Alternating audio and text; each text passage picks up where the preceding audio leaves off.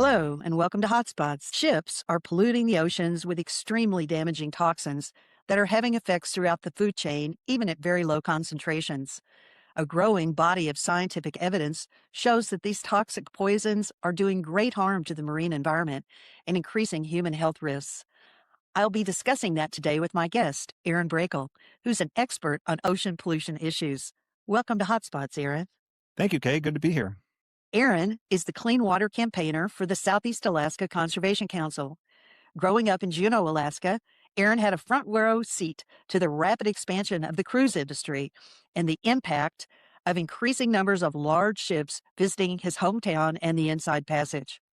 Aaron began learning about heavy fuel oil and its impacts after hearing concerns from the tribes and regulators about exhaust gas scrubbers and the health of Alaska waters. So that's what we're going to be talking about today, this technology known as scrubbers that are set on ships. And what they do is they take sulfur and toxic pollution out of the exhaust gas from heavy fuel oil burning and put that in the water, take it out of the air and dump it in the water. Today, we'll be discussing how this situation came about and what can be done about it. And spoiler alert, there is a simple solution, which is burning cleaner fuels. Aaron, tell me a little bit about what's at stake here and why should people care about this issue? What's at risk is the ability to gather and harvest healthy food, to know that what you're eating is safe to eat. The risk of bioconcentration, bioaccumulation, impacts at the lowest levels of the food chain, and the actual killing of the things that are in the water by some of these open loop scrubbers. So how do scrubbers work exactly? Yeah, so an exhaust gas scrubber is a kind of a loophole, cheaper and dirtier heavy fuel oil. And what happens is that they run the exhaust from the heavy fuel oil in through a big, like stainless steel chamber. They can be 15 feet across, 20, 30 feet high. And there's multiple layers in those chambers where they have these rows of nozzles spraying seawater through the exhaust. And what they're trying to do is get sulfur out of that exhaust. And what happens is when they do that, not only do they get the acidic sulfur, but they collect all of the toxins that are in this dirty heavy fuel. And then that's just dumped right overboard. So how much water is affected? I was talking to a regulator recently, and they said that on one of these large cruise ships, at a single generator, of which they can have 2 or 3 running at any time, can use up to 3,600 tons of water per hour. That's like an Olympic swimming pool and a half.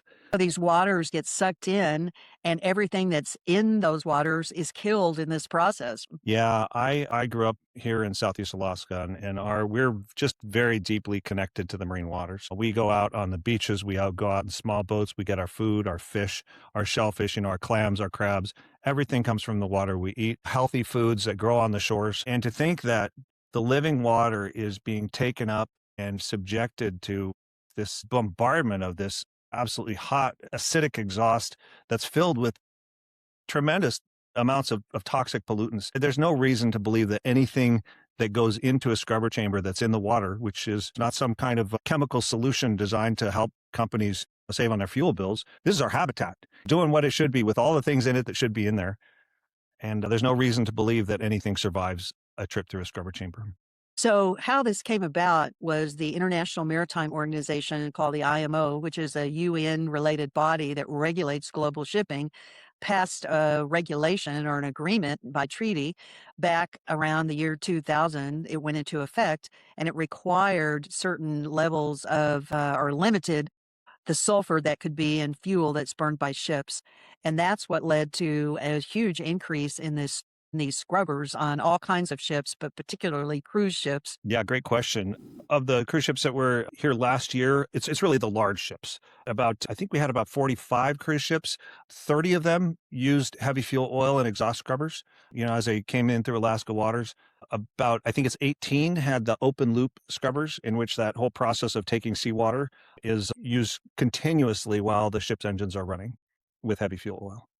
And so last year we had over 600 voyages. So every week there's 30 of these large cruise ships using dirty heavy fuel oil and exhaust scrubbers traveling through our waters every week. So some of the toxics, I'll just mention the specific ones that are part of this discharge, include heavy metals, polycyclic aromatic hydrocarbons known as PAHs, nitrates, nitrites, sulfates, and particulate matter. And the presence of the heavy metals and the PAHs in scrubber discharge is particularly concerning because it can persist in the marine environment and accumulate within marine species. And one of the things that I found just really alarming is that even at extremely low concentrations, just under 1/1000th of a percent, scrubber pollutants are endocrine disruption, developmental abnormalities, lung deficiencies such as asthma, and disruptive cognitive development. So humans get exposed to this discharge when they eat contaminated seafood and drink water that would be contaminated, and just by contact with the water in the ocean when they're out fishing or doing recreational activities. And how, Aaron, is all of this being addressed? Who has the authority to regulate this pollution? So the reason scrubbers came about, of course, was that they were trying to limit the amount of sulfur and acid rain and particulate in the environment. So the international community got together at the International Maritime Organization level, and they came up with that regulation. In the United States, scrubbers are regulated currently under the 2013 Vessel General Permit. We don't currently have state regulations regarding scrubbers, and a new law coming in will make it a little difficult for states to be able to regulate discharges. But the discharges are really an outcome of using this dirty fuel. And so what we look at in Alaska is say, hey, wait a minute, there's all of these different problems. Scrubber's just one of them from using this dirty heavy fuel oil. And why don't we just require cleaner fuel while they're here in Alaska? In fact, there's already a cleaner fuel requirement all the way out to 24 miles from shore. And around the world, more than 45 countries have already adopted scrubber bans or regulations because the IMO, the International Maritime Org, has not gotten consensus to be able to address it at the global level. So in the meantime, just different countries and states are taking action, recognizing how harmful these discharges are. And one of the things about scrubbers, they let ships keep using heavy fuel oil, and that also produces more black carbon than the alternatives, which would be cleaner fuels. And of course, black carbon is accelerating the melting of sea ice and of glaciers and of other land-based snow and ice, and speeding up warming by absorbing more heat there and causing other feedback loops and ultimately leading to sea level rise. So it's a really serious problem these scrubbers are causing in our environment. Talk about that for a little bit. So the reason why scrubbers exist is because of this heavy fuel oil. And heavy fuel oil is considered persistent oil when spilled. And instead of more rapidly dispersing and evaporating like lighter distillate fuels do, heavy fuel oil persists. Maybe people will remember the Exxon Valdez oil spill and the images of habitat and wildlife that were affected by this crude oil, which is also a persistent oil. So they act in similar ways on the environment. They smother and then they can submerge and reappear. They just don't tend to disperse. They linger on a long time, and it can be very difficult or even impossible to clean up. And there are particularly concerns in colder waters because that's even less likely to disperse. And of course, then when you get up into areas like the Arctic Ocean, you're dealing with the extreme difficulties of spill response for a spill that won't disperse. Also, it's the heavy fuel will tend to emulsify and expand, so it can increase in volume rather than dispersing and evaporating. It just can multiply 4 or 5 times in volume. These spills can actually sink because they're similar to the weight of the water. Sometimes they will sink below the surface of the water and travel long distances, and then they can reappear on shores and then be washed back up. So we really don't want the heavy fuel oil in our nearshore environment. And there is some legislation pending now in the Alaska legislature that would address that. So we will see if we can get some action on it. What can we do about it as individual citizens? Are there specific concrete actions people can take to help make a difference about this?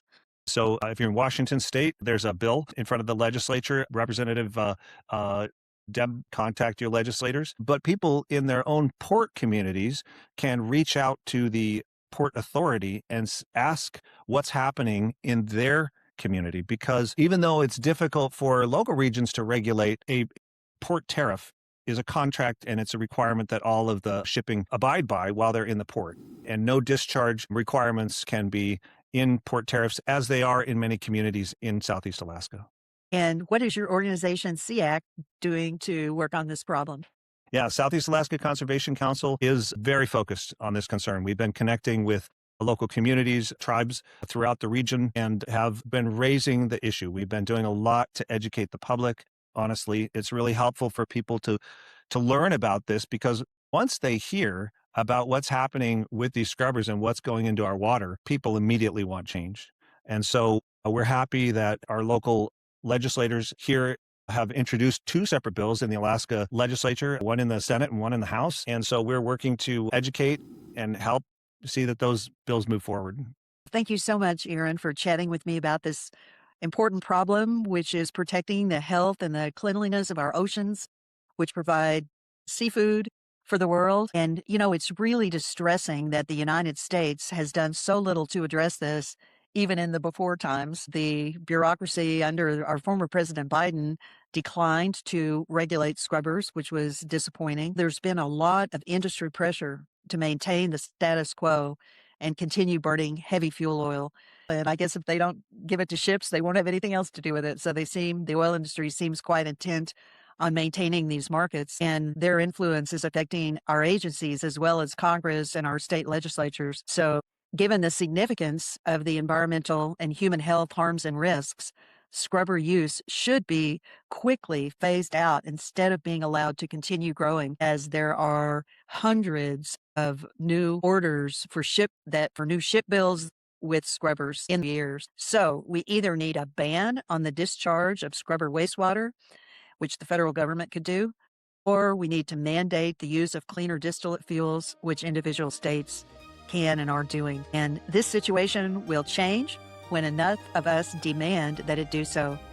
Be informed, speak up, speak out, and see you next time on Hotspots.